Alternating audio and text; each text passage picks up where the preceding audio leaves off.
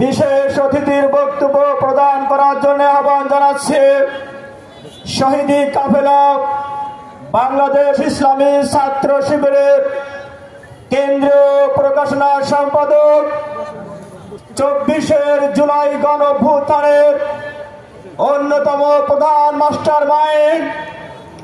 প্রাচ্যের অক্সফোর্ড খ্যাত ঢাকা বিশ্ববিদ্যালয়ের